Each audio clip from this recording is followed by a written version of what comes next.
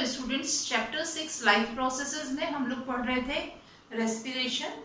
Last class में हम लोगों ने पढ़ा था definition of respiration, steps of respiration and types of respiration. Types of respiration में हम लोगों ने पढ़ा था aerobic respiration and anaerobic respiration. Aerobic respiration वो रेस्पिरेशन था जिसमें फूड का ऑक्सीडेशन या फूड का ब्रेकडाउन ऑक्सीजन की प्रेजेंस में हो रहा था और यहाँ पर हाई अमाउंट में एनर्जी रिलीज होती है। एनारोबिक रेस्पिरेशन वो रेस्पिरेशन होता है जिसमें कि फूड का ब्रेकडाउन या ऑक्सीडेशन जो रहता है वो ऑक्सीजन की एब्सेंस में होता है, इसमें लेस अमाउंट में एनर्जी रिलीज होती है। आज हम पढ़ेंगे कि एरोबिक रेस्पिरेशन और एनारोबिक रेस्पिरेशन किस तरह से होता है। तो सबसे पहले हम पढ़ते हैं एरोबिक रेस्पिरेशन को। एरोबिक रेस्पिरेशन में 2 प्रोसेसेस आती हैं। एक प्रोसेस होती है ग्लाइकोलिसिस और एक प्रोसेस होती है क्रेब्स साइकिल। जो ग्लाइकोलिसिस होता है, ग्लाइकोलिसिस मीन्स होता है ब्रेकडाउन ऑफ ग्लूकोज। इस प्रोसेस में ग्लूकोज का ब्रेकडाउन होता है और ये प्रोसेस कंप्लीट होती है साइटोप्लाज्म में। यहाँ पर ग्लूकोज का 1 मॉलिक्यूल ब्रेकडाउन होकर के फॉर्मेशन करता है पायरुविक एसिड या पायरुवेट के 2 मॉलिक्यूल्स का। ग्लूकोज मॉलिक्यूल जो रहता है उसमें 6 कार्बन होते हैं, 6 कार्बन एटम वाला कंपाउंड है ग्लूकोज मॉलिक्यूल, और इससे जो पायरुविक एसिड का फॉर्मेशन हो रहा है या पायरुवेट का जो फॉर्मेशन हो रहा है ये होता है 3 कार्बन एटम वाला कंपाउंड। और जो ग्लूकोज से पायरुविक एसिड का फॉर्मेशन होता है ये प्रोसेस में बहुत सारी स्टेप्स आती हैं और बहुत सारे एंजाइम्स की हेल्प से ये प्रोसेस कंप्लीट होती है। तो यहाँ पर ग्लाइकोलिसिस जो है, ग्लाइकोलिसिस मीन्स क्या होता है ब्रेकडाउन ऑफ ग्लूकोज। यहाँ पर ये जो ग्लूकोज है ये ब्रेकडाउन होकर के किसका फॉर्मेशन करता है पायरुवेट और पायरुविक एसिड का फॉर्मेशन करता है। ये प्रोसेस कहाँ पर होती है साइटोप्लाज्म में होती है। जो ग्लाइकोलिसिस की प्रोसेस होते हैं, ग्लूकोज का ब्रेकडाउन जो होता है वो एरोबिक और एनएरोबिक दोनों ही रेस्पिरेशन में सेम टाइप से होता है, एक ही तरह से होता है। ग्लूकोज का ब्रेकडाउन होगा और इस प्रोसेस को हम क्या बोलेंगे ग्लाइकोलिसिस बोलेंगे। पायरुवेट का फॉर्मेशन होगा। सेम प्रोसेस एरोबिक रेस्पिरेशन और एनारोबिक रेस्पिरेशन दोनों में ही होती है। यहाँ पर ये जो ग्लूकोज है ये क्या होता है 6 कार्बन एटम वाला कंपाउंड है। आपको मालूम है 6 कार्बन एटम्स होते हैं इसमें। 1 मॉलिक्यूल में कितने कार्बन एटम होते हैं यहाँ पर 6 होते हैं। और यहाँ पर ये क्या होता है 3 कार्बन एटम वाला कंपाउंड था।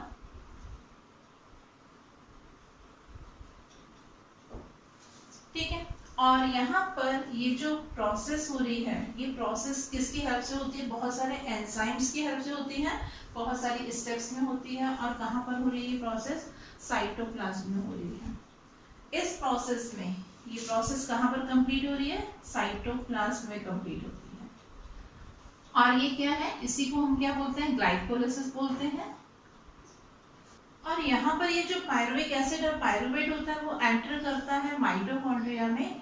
माइटोकॉन्ड्रिया में ये जो पायरुविक एसिड है ये पायरुवेट होता है, वो ऑक्सीजन की प्रेजेंस में कहाँ पर ये प्रोसेस हो रही है माइटोकॉन्ड्रिया में ये प्रोसेस हो रही है।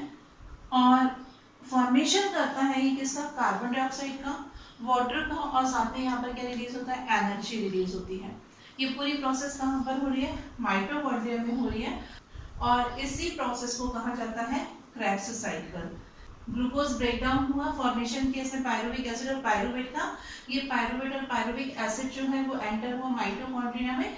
माइटोकॉन्ड्रिया में ऑक्सीजन की प्रेजेंस में फॉर्मेशन हुआ किसका कार्बन डाइऑक्साइड का और वाटर का, और साथ में इसमें एनर्जी रिलीज होती है।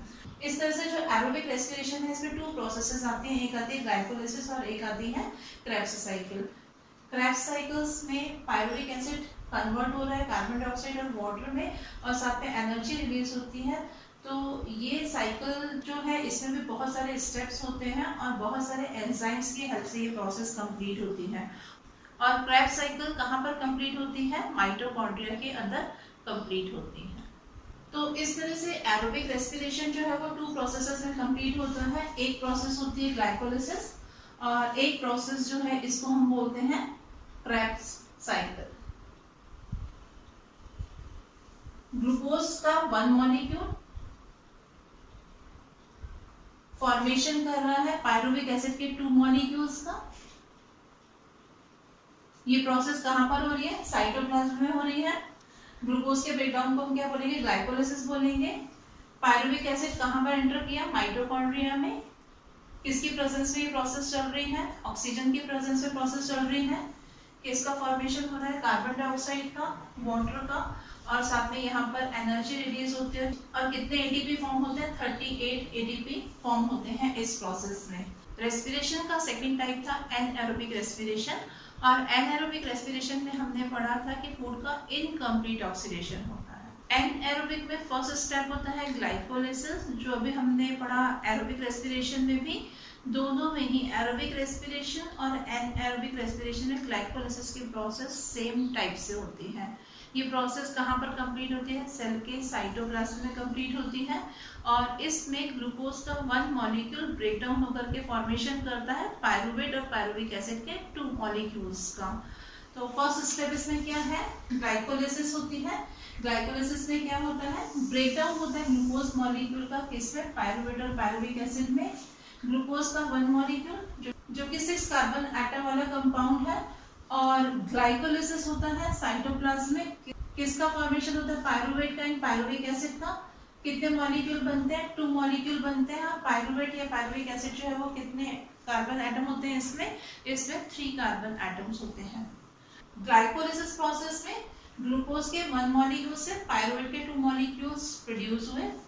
ये जो पायरुवेट और पायरुविक एसिड है ये फर्दर ऑक्सीडाइज्ड होता है और किसका फॉर्मेशन करता है? इथाइल अल्कोहल का और लैक्टिक एसिड का। ईस्ट में जो प्रोसेस होती है, ईस्ट में क्या होता है कि पायरुवेट के जो 2 मॉलिक्यूल्स बने थे, यहाँ पर ऑक्सीजन की एब्सेंस में ऑक्सीजन की जरूरत नहीं पड़ती है। ये ब्रेकडाउन होकर के फॉर्मेशन करते हैं इथाइल अल्कोहल का, कार्बन डाइऑक्साइड का, और साथ में यहाँ पर एनर्जी रिलीज होती है, 2 एटीपी एनर्जी रिलीज होती है। और ये प्रोसेस कंप्लीट होती है साइटोप्लाज्म में। अगर हम ह्यूमन बीइंग में स्केलेटल मसल्स की बात करें तो यहाँ पर जो पायरुवेट के 2 मॉलिक्यूल्स होते हैं, जब हम बहुत ज़्यादा एक्सरसाइज करते हैं, हमारी मसल्स जो है जो बहुत ज़्यादा वर्क करती हैं, तो क्या होता है यहाँ पर ऑक्सीजन की एब्सेंस में या ऑक्सीजन की सप्लाई प्रॉपर नहीं होने की वजह से जो पायरुवेट के 2 मॉलिक्यूल्स होते हैं वो साइटोप्लाज्म में बना देते हैं किसको? लैक्टिक एसिड का फॉर्मेशन करते हैं, कार्बन डाइऑक्साइड गैस बनती है और साथ में यहाँ पर एनर्जी रिलीज होती है।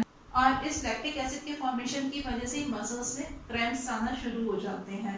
तो इस तरह से ये प्रोसेस जो है वो कंप्लीट होती है एनारोबिक रेस्पिरेशन की।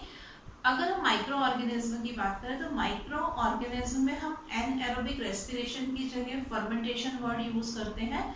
और यहाँ पर क्या होता है कि जो माइक्रो ऑर्गेनिज्म होते हैं वो सेल के बाहर जो ऑर्गेनिक सब्सटेंसेस, ये जो कार्बोहाइड्रेट प्रेजेंट होता है उसको वो क्या कर देते हैं? ब्रेक डाउन कर देते हैं एंजाइम्स की हेल्प से और फॉर्मेशन करते हैं अल्कोहल का, कार्बन डाइऑक्साइड का, और इसमें भी लेस अमाउंट में एनर्जी रिलीज होती है। तो ये प्रोसेस जो होती है इसको हम बोलते हैं फर्मेंटेशन। कुछ माइक्रो ऑर्गेनिज्म में ये प्रोसेस होती है। ईस्ट है या बैक्टीरिया है, ये क्या करते हैं? जो सेल के बाहर ऑर्गेनिक सब्सटेंसेस होते हैं उनको रेस्पिरेटरी सबस्ट्रेट की तरह यूज करते हैं और ब्रेक डाउन करते हैं जिसमें अल्कोहल में, कार्बन डाइऑक्साइड गैस में, और एनर्जी को रिलीज करते हैं। और ये प्रोसेस क्या है? ये प्रोसेस होती है फर्मेंटेशन प्रोसेस। अभी हमने पूरी प्रोसेस देखी कि रेस्पिरेशन की प्रोसेस में किस तरह से ग्लूकोज ब्रेकडाउन होकर के पायरुवेट का फॉर्मेशन करता है, फिर उसका फर्दर ऑक्सीडेशन होता है। इसी पूरी प्रोसेस को हम देखते हैं ब्रेकडाउन ऑफ ग्लूकोज के पाथवे में। क्या होता है यहाँ पर? जो ग्लूकोज मॉलिक्यूल रहता है 6 कार्बन मॉलिक्यूल है, साइटोप्लाज्म में ब्रेकडाउन होकर के फॉर्मेशन करता है पायरुवेट का। 3 कार्बन मॉलिक्यूल होता है पायरुवेट, पढ़ चुके हैं हम लोग। ऑक्सीजन की एब्सेंस में ईस्ट में किसका फॉर्मेशन होता है? इथेनॉल का फॉर्मेशन होता है, कार्बन डाइऑक्साइड गैस बनती है और साथ में यहाँ पर एनर्जी रिलीज होती है। इथेनॉल जो रहता है वो 2 कार्बन मॉलिक्यूल्स होता है। यही पायरुवेट ह्यूमन बीइंग की मसल सेल में लैकिंग ऑफ ऑक्सीजन में जब हम एक्सरसाइज करते हैं तो क्या होता है? बहुत ज़्यादा एक्सरसाइज करने की वजह से हमारी मसल्स को जब ऑक्सीजन की सप्लाई प्रॉपर नहीं हो पाती है, इनसफिशिएंट सप्लाई होती है ऑक्सीजन की, तब पायरुवेट कन्वर्ट होकर के फॉर्मेशन करता है लैक्टिक एसिड का और साथ में यहाँ पर एनर्जी रिलीज होती है। और ये लैक्टिक एसिड जो होता है वो 3 कार्बन मॉलिक्यूल होता है। और अगर पाइरुवेट माइटोकॉन्ड्रिया में एंटर करता है तो वहां पर ऑक्सीजन की प्रेजेंस में हमने पढ़ा कि क्रेब्स साइकिल कंप्लीट होता है, वहां पर फॉर्मेशन होता है किसका, कार्बन डाइऑक्साइड का, वाटर का और एनर्जी का फॉर्मेशन होता है। तो इस तरह से जो ग्लूकोज रहता है उसका कंप्लीट ब्रेकडाउन होता है, किसमें, एरोबिक रेस्पिरेशन में कंप्लीट ब्रेकडाउन होता है और एनारोबिक रेस्पिरेशन में इनकम्प्लीट ब्रेकडाउन होता है। और ग्लूकोज क्या है, रेस्पिरेटरी सबस्ट्रेट होता है। अभी हमने पढ़ा कि एरोबिक रेस्पिरेशन में 38 एटीपी एनर्जी के बनते हैं और एनारोबिक रेस्पिरेशन में 2 एटीपी प्रोड्यूस होते हैं। तो ये एटीपी क्या है, एटीपी होता है एडिनोसिन ट्राइफॉस्फेट। इसे करेंसी ऑफ एनर्जी कहा जाता है। हमारी बॉडी के अंदर एनर्जी जो रहती है वो एटीपी के फॉर्म में स्टोर रहती है। जब हमारी बॉडी के डिफरेंट सेल्स को डिफरेंट फंक्शंस करने के लिए एनर्जी की ज़रूरत पड़ती है तो यहाँ पर एटीपी जो रहता है, एटीपी के बॉन्ड्स जो होते हैं वो ब्रेक डाउन होते हैं, बॉन्ड्स टूट जाते हैं और इससे क्या होता है, एनर्जी रिलीज होती है। अब ये एटीपी का सिंथेसिस कैसे होता है, हमने पढ़ा कि रेस्पिरेशन की प्रोसेस में एनर्जी रिलीज होती है। तो यहाँ पर ये जो एनर्जी रिलीज होती है, इस एनर्जी का यूज किया जाता है हमारी बॉडी में, किसके लिए, एटीपी के सिंथेसिस के लिए। और ये कैसे होता है, यहाँ पर जो एडीपी रहता है और एडीपी का फुल फॉर्म होता है एडिनोसिन डाइफॉस्फेट। तो यहाँ पर ये जो एडिनोसिन डाइफॉस्फेट होता है इसके साथ में एक फॉस्फेट मॉलिक्यूल और अटैच हो जाता है, बॉन्ड फॉर्म करता है, किसकी प्रेजेंस में, एनर्जी की प्रेजेंस में। और ये एनर्जी कहाँ से मिली, जो रेस्पिरेशन की प्रोसेस में एनर्जी रिलीज हुई थी।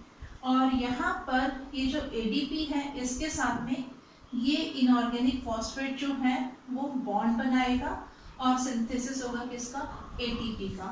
और एटीपी को ही हम क्या बोल रहे हैं, एनर्जी करेंसी बोलते हैं कि एनर्जी जो है वो किस फॉर्म में स्टोर है, एटीपी के फॉर्म में स्टोर है। जब हमारी बॉडी की सेल्स पे फंक्शंस करने के लिए एनर्जी की जरूरत होती है तो उस टाइम क्या होता है कि ये जो एटीपी रहता है, एटीपी कैसे बना, अभी हमने पढ़ा कि एडीपी के साथ में एक फॉस्फेट मॉलिक्यूल और अटैच हो गया, फॉर्मेशन किया इसने एटीपी का।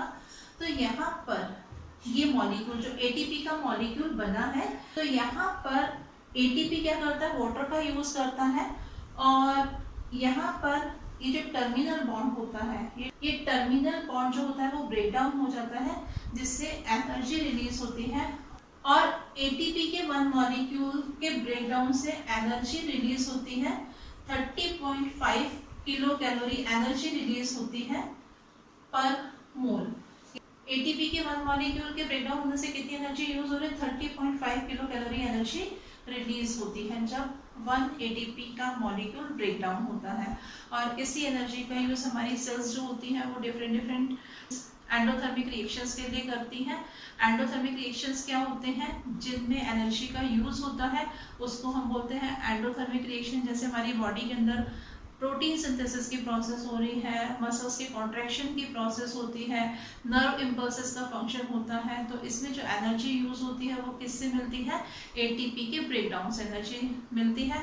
और ये एटीपी कैसे बन रहे थे, जो रेस्पिरेशन के प्रोसेस में एनर्जी रिलीज हो रही थी उसी एनर्जी का यूज हो रहा था एटीपी के सिंथेसिस में। एडीपी और फॉस्फेट मिलकर के एटीपी का सिंथेसिस कर रहे थे। और जब सेल को एनर्जी चाहिए होती है तो एटीपी का बॉन्ड टूट जाएगा, टर्मिनल फॉस्फेट मॉलिक्यूल जो होता है वो अलग हो जाता है और फॉर्मेशन होता है फिर से एडीपी का और फॉस्फेट का, और बॉन्ड के टूटने से एनर्जी रिलीज होती है। और वो एनर्जी कितनी होती है, 30.5 किलो कैलोरी पर मोल एनर्जी रिलीज होती है। रेस्पिरेशन की प्रोसेस में हमने पढ़ा कि सेल के अंदर फूड ब्रेकडाउन हो रहा था और इस प्रोसेस में रिलीज हो रही थी कार्बन डाइऑक्साइड गैस। इस कार्बन डाइऑक्साइड गैस को हम क्या करते हैं, एक्सेल कर देते हैं। हम जो एयर एक्सेल करते हैं, बाहर निकालते हैं, उसमें क्या होता है, कार्बन डाइऑक्साइड गैस रहती है। और हम जो एयर इनहेल करते हैं उसमें क्या होता है, ऑक्सीजन गैस ज़्यादा रहती है। तो inhaling of oxygen and excelling of carbon dioxide को हम क्या बोलते हैं, ब्रीदिंग प्रोसेस बोलते हैं। ब्रीदिंग में इनहेलिंग जो रहता है, इसमें हम क्या करते हैं, एयर को इनहेल करते हैं जिसमें ऑक्सीजन का परसेंटेज ज़्यादा रहता है, और जब हम एक्सेलिंग करते हैं तो उस एयर में कार्बन डाइऑक्साइड गैस का परसेंटेज ज़्यादा होता है। तो inhaling of oxygen and excelling of carbon dioxide को हम क्या बोलते हैं, ब्रीदिंग प्रोसेस बोलते हैं। हम जो एयर एक्सेल करते हैं उसमें कार्बन डाइऑक्साइड गैस का परसेंटेज ज़्यादा होता है। एनवायरनमेंट में जो कार्बन डाइऑक्साइड गैस प्रेजेंट है उसके कंपैरेटिवली जो एक्सेलिंग एयर होती है उसमें कार्बन डाइऑक्साइड का परसेंटेज ज़्यादा होता है। एक्सेलिंग गैस जो है वो कार्बन डाइऑक्साइड गैस ही है। इसे हम कैसे पता लगाते हैं, चैप्टर 1 में भी हम लोगों ने पढ़ा था कि अगर हमें ये टेस्ट करना हो कि गिवन गैस जो है वो कार्बन डाइऑक्साइड गैस ही है, तो हमने पढ़ा था कि अगर हम उस गैस को, यानी कि जो कार्बन डाइऑक्साइड गैस है, अगर हम इसे लाइम वाटर में पास करते हैं तो ये लाइम वाटर को मिल्की कर देती है। लाइम वाटर मिल्की हो जाता है किसकी प्रेजेंस में, कार्बन डाइऑक्साइड गैस की प्रेजेंस में। तो इसे समझने के लिए हम देखते हैं एक्टिविटी 6.4 को। Carbon dioxide is present in atmospheric air. However, when we exhale, we breathe out a greater amount of carbon dioxide than the amount that is present in the atmospheric air. Exhaled air is composed of 5.6% carbon dioxide, whereas inhaled air contains 0.03% carbon dioxide. Let's try to prove this through an experiment. Take 2 test tubes containing freshly prepared lime water. Blow air through the lime water in the first test tube. Use a syringe to pass air through the lime water in the second test tube. You will observe that in the first test tube, the lime water turns milky immediately. You will find that it takes longer for the lime water to turn milky in the second test tube as compared to the first test tube. This proves that air contains less carbon dioxide than the amount that we breathe out. तो इस activity में हमने देखा कि हम जो air Excel कर रहे हैं उसमें कार्बन डाइऑक्साइड गैस का परसेंटेज जो रहता है वो ज़्यादा होता है। इसके बाद में हमने एनारोबिक रेस्पिरेशन में पढ़ा कि जो माइक्रो ऑर्गेनिज्म रहते हैं वो क्या करते हैं, वो सेल के बाहर जो फूड मटेरियल प्रेजेंट होता है, कार्बोहाइड्रेट है, दूसरे ऑर्गेनिक मटेरियल्स होते हैं, उनको एंजाइम्स की हेल्प से ब्रेक डाउन कर देते हैं। एनारोबिक रेस्पिरेशन की प्रोसेस होती है जिसको हमने फर्मेंटेशन नाम दिया, और किसका फॉर्मेशन होता है, कार्बन डाइऑक्साइड गैस का फॉर्मेशन होता है। तो इससे समझने के लिए हम देखते हैं इस एक्टिविटी को। Even microorganisms release carbon dioxide. Let's try out an activity to demonstrate this. Take some fruit juice in a flask and add some yeast to it. Fit the flask with a 1-holed cork. Fit the cork with a bent glass tube. Dip the free end of the glass tube into a test tube containing lime water. You will find that the lime water turns milky. From this activity you can conclude that microorganisms release carbon dioxide. Yeast acted on the sugar present in the fruit juice and released carbon dioxide. This process is called fermentation. इस activity से show हो रहा है कि किस तरह से east जो है वो ऑर्गेनिक सब्सटेंसेस को, जो जूस था, इसको कैसे यूज कर रहे हैं, वो रेस्पिरेटरी सबस्ट्रेट की तरह यूज कर रहे हैं, उसका ब्रेक डाउन कर रहे हैं एंजाइम्स की हेल्प से, और इसमें रिलीज हो रही है कार्बन डाइऑक्साइड गैस, यानी कि यहाँ पर एनारोबिक रेस्पिरेशन की प्रोसेस हो रही है जिससे हम क्या बोलते हैं, फर्मेंटेशन बोलते हैं। और अभी हमने पढ़ा कि यहाँ पर जो ईस्ट है या बैक्टीरिया होते हैं वो क्या है, सेल के बाहर जो ऑर्गेनिक फूड होता है, ऑर्गेनिक सब्सटेंसेस होते हैं, उनको वो रेस्पिरेटरी सबस्ट्रेट की तरह यूज करते हैं। नेक्स्ट क्लास में हम इसी टॉपिक को कंटिन्यू करेंगे। Thank you.